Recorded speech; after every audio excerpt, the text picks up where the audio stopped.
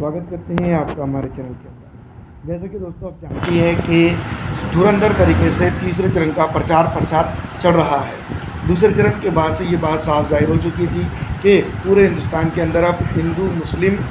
एकता को तोड़ने वाले भाषण जो है तो एक विशेष पार्टी देंगी, सत्ता से बेदखल होते हुए दिख रही है और अपनी जो है तो ज़बानी जंग में जो है तो अपने आप को किस तरह से आगे ले जा रही है ये आप देख सकते हैं। 13 मई को जो तीसरा चरण होगा, उससे पहले मैं आपको बता दूं कि पूरी तरह से माहौल बदल चुका है। और सीधी तौर पर अगर हम बात करें तो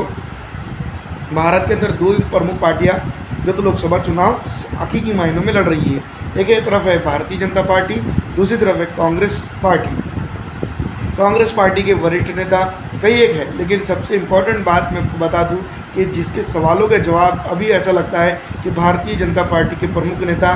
भी कई एक है, उसमें से एक नेता को देते हुए नहीं बन रहे हैं। राहुल गांधी के जवाब जो है तो मैं आपको बता दूं सीधी तौर पर प्रधानमंत्री नरेंद्र मोदी को अब जनसभा के अंदर खड़े होते हुए देते हुए नहीं बन रहे हैं, जिसके चलते जो है तो मैं आपको बता दूं कि सीधी तौर पर एक सॉफ्ट टारगेट हिंदुस्तान के अंदर जो मौजूद है, हिंदू मुस्लिम भाईचारे को तोड़ना और जो है तो डिवाइड एंड रूल का रूल अपनाया जा रहा है। सीधी तौर पर अगर देखा जाए जिस तरह से भारत के प्रधानमंत्री फ़िलहाल तो है प्रधानमंत्री नरेंद्र मोदी, तो अभी इनका सिर्फ ये है ज़रूरी है कि पूरे हिंदुस्तानी, चाहे वो हिंदू हो, मुस्लिम हो, सिख हो, ईसाई हो या किसी भी धर्म का ताल्लुक़ रखने वाला हो, ये तमाम धर्म के लोग जो है तो उनके देश के लोग हैं।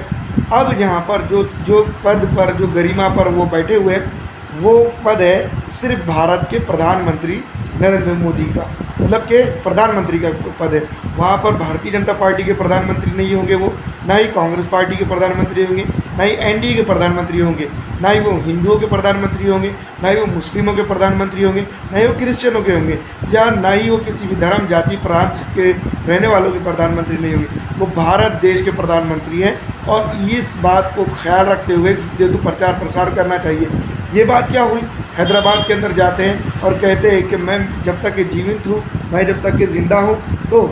यहाँ पर जो है तो जातीय आधार पर मुसलमानों का आरक्षण नहीं देने दूंगा, मुसलमानों को आरक्षण नहीं देने दूंगा। ये बात अलग रह गई, मैं जीवित हूँ, मुसलमानों को जातीय आधार पर जो है तो आरक्षण नहीं देने दूंगा। ये तमाम तर चीज़ें जो है तो मैं आपको बता दूँ कि गलत है और इस तरह से चीज़ें जो हो रही हैं ये भी गलत है। दूसरी तरफ मैं आपको बता दूं कभी मंगलसूत्र के ऊपर करते हैं, कभी कहते हैं कि जो है तो कांग्रेस आ जाएंगी तो मुसलमानों को जो है तो प्रॉपर्टी दे देंगी या अल्पसंख्यकों को दे देंगी। जिस तरह से एक वक्त था जब हमारे भारत के प्रधानमंत्री मनमोहन सिंह ने जो है तो वो बात कही थी, जिस तरह से उसको अगर देखा जाए उसका मोटिवेशन अलग था और उसका जो सोच और तालमेल कुछ अलग थे। फिलहाल जिस तरह से जो तो भारत के प्रधानमंत्री ने, इसी तरह से भारत के प्रधानमंत्री है वो किसी और के नहीं है। तो यहाँ पर जिस तरह से जो शैली का इस्तेमाल किया जा रहा है, यहाँ पर सीधी तौर पर ये बात कही जा रही है हिंदू मुस्लिम बार बार, तो ये चीज़ें नहीं होनी चाहिए। डिवाइड एंड रूल की पॉलिसी ख़त्म होनी चाहिए। दूसरी तरफ अगर हम बात करें तो कहीं ना कहीं अब जो है तो 10 साल का कार्यकाल था, कब तक के जो है तो माजी के प्रधानमंत्रियों की बातें करते रहेंगे, कब तक के जो है तो ये बात कहेंगे कि भारत में कुछ नहीं किया गया। भारत के अंदर अगर कुछ नहीं किया गया तो बेच क्या रहे हो, और भारत के अंदर कुछ नहीं किया गया है तो आप दोस्तों जहाँ पर वोट डाल रहे हैं वो स्कूल किसने बनाए हैं, जहाँ पर आप जो है तो वो ट्रेन पे सफ़र कर रहे हो वो ट्रेन किसने बनाई, क्या 2014 से लेकर अब तक के भारत के अंदर स्कूल नहीं थे, क्या भारत के अंदर जो तो ये नहीं था, ट्रेन नहीं थी, बहुत सारी चीज़ें हैं। और अपोजिशन का भी देखिए, अपोजिशन सीधी तौर पर जो है तो ये बात पे इल्ज़ाम लगाते चला जा रहा है कि जो कुछ हमने बनाया है वो मोदी बेच रहे हैं। तो ये बात समझने की ज़रूरत है और तमाम तर चीज़ें जिस तरह से हो रही हैं उन तमाम तर चीज़ों को अगर समझते तो इस तरह का बयानबाजी और इस तरह की जो है तो चीज़ें कहने को सोचना चाहिए। भारत के 140 करोड़ के करीब हमारी आबादी है, उन तमाम लोगों के लिए भारत के प्रधानमंत्री नरेंद्र मोदी है। और ये बात अब तक के तो है, अगर चुनावी रिजल्ट या चुनावी परिणाम जो आता है उसके बारे में मैं नहीं कह सकता हूँ जनता किसको पसंद करेगी किसको नहीं पसंद करेगी, जिसके बारे में भी मैं नहीं कह सकता हूँ। लेकिन जिस तरह से ये चीज़ें हो रही है इसका मतलब ये साफ़ है भारतीय जनता पार्टी वाकई में बैकफुट पर आते हुए नज़र आ रही है, जिसको लेकर जो है तो महाराष्ट्र के एक नेता उन्हीं की पार्टी की थी जिन्होंने कहा था कि भारत के अंदर आप ये एक सोच में मत रहिएगा कार्यकर्ताओं को कि प्रधानमंत्री नरेंद्र मोदी की लहर है, लहर नहीं है। मेहनत कीजिए ताकि जो है तो चुनावी माहौल को हम जो है तो जीत सके और चुनाव जीत सके और चुनाव जीतकर जो है तो हमारी बात रख सके। तो ये बात जो है तो महाराष्ट्र की नेता ने भी कह दी है। दूसरी तरफ मैं आपको बता दूं कि जिस तरह से एक सॉफ्ट टारगेट जो हिंदुस्तान के अंदर मिल चुका है, सीधी तौर पर जो है तो उनको टारगेट बनाइए और जो है तो जो सेकुलर जहन वाले